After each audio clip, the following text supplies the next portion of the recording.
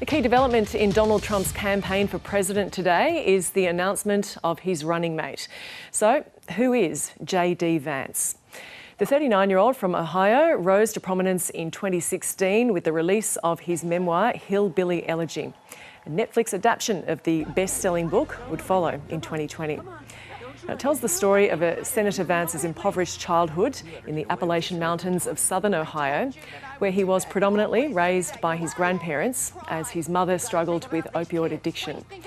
He eventually joined the Marine Corps, won a scholarship to Yale Law School, and became a venture capitalist in San Francisco.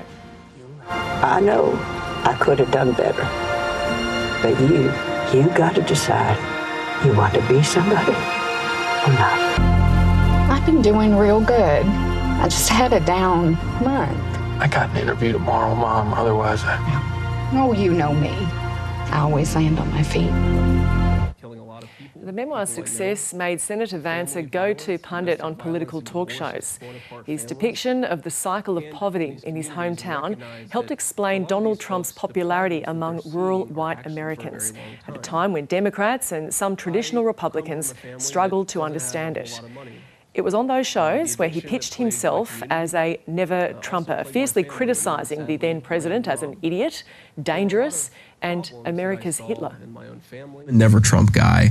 I never liked him, and I've noticed this willingness from people who think a lot like I do that, look, we told you so. To all these white working class voters, we told you so. We told you that Trump was going to be a terrible candidate. We told you that you were an idiot if you voted for him. The problem is, if you take that attitude of sort of gloating over Trump's defeat, then you're playing into the very thing that gave rise to Trump in the first place, which is a feeling that the elites think that they're smarter than you and just think you're a bunch of idiots.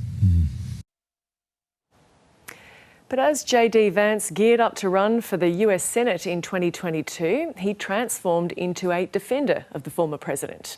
He has since downplayed the January 6 attack on the US Capitol, saying he doubted the life of then Vice President Mike Pence was ever in danger. They asked me, they said, well, wasn't January 6th the constitutional crisis? And I shook my head and I said, no.